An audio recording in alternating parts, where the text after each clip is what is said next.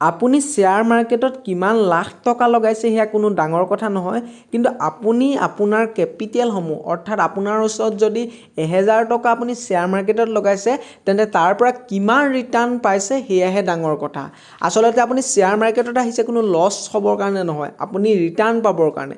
বহুতেই কি কয় আপোনাৰ ওচৰত যিমান কেপিটেল আছে গোটেইখিনি আনি শ্বেয়াৰ মাৰ্কেটত লগাই দিয়ে, যাৰ কাৰণে লছ হ'বলগীয়া হৈ যায়।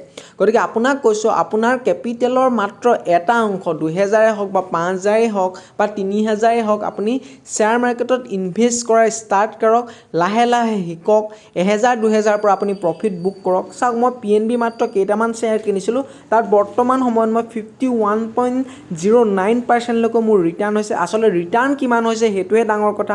তেন্তে মই কোনো ধৰণে ইয়াত প্ৰমোট কৰা নাই, আপুনি আপোনাৰ শ্বেয়াৰটোত চাওক যে আপুনি যিটো ষ্ট্ৰেটেজি ফ'ল' কৰিছে সেইমতে আপুনি চাওক যে বৰ্তমান সময়ত আপুনি কিমান পাৰ্চেণ্ট ৰিটাৰ্ণ পাইছে।